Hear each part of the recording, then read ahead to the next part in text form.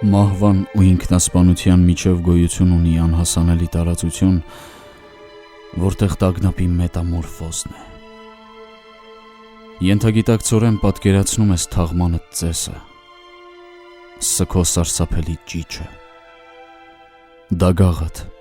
սեղանը ու մարդիկ, որոնց հարցական հայացքներում դրոշմված է քեզ վերագրվող խենթությունը։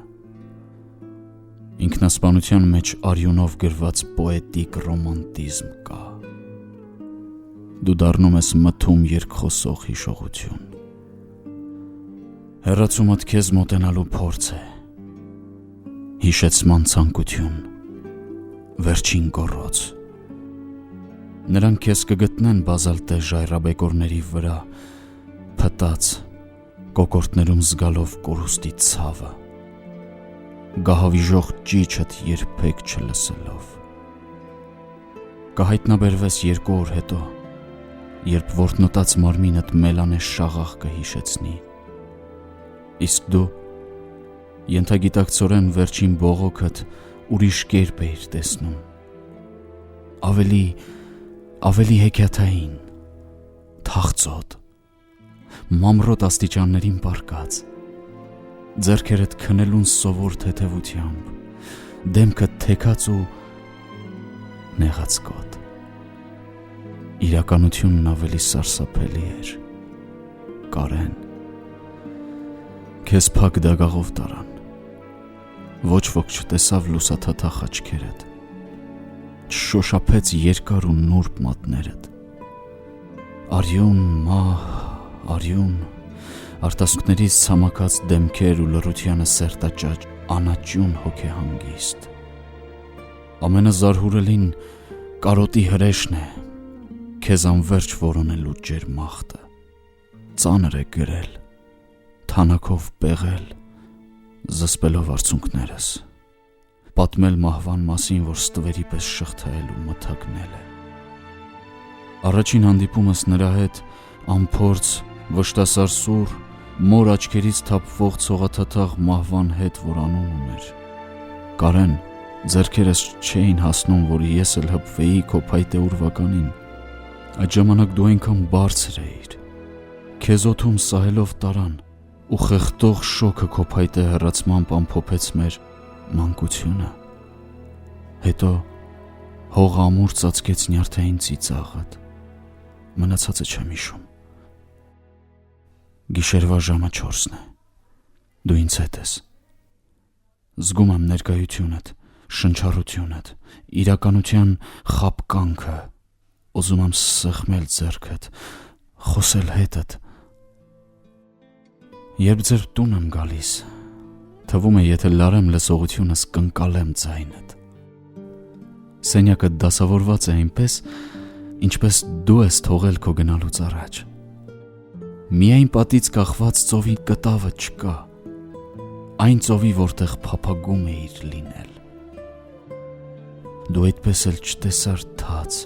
փոթորկվող անվերջությունը։ Հիմա երազանքդ շրջանակի մեջ չէ ու կախված չէ պատից։ Խոստանում եմ հասնել ծովեսերքին, լուսանկարդ դնել ալիքների վրա, որ քեզնից մի մասնիկ խառնվի հալվող թափանցիկ անհայտությանը։ Կկանգնեմ երկար, կփակեմ աչքերս, կոպերիս տակ պահելով քո կապույտ տեսիլքը, ու այդ պահին կլինեմ քեզ այնքան մոտ, այնքան իրական։ Ծնունդդ շնորհավոր աղբերս։ Անցել է 1 տարի, ամեն ինչ նույնն է, ոչինչ չի փոխվել, բացի մի բանից։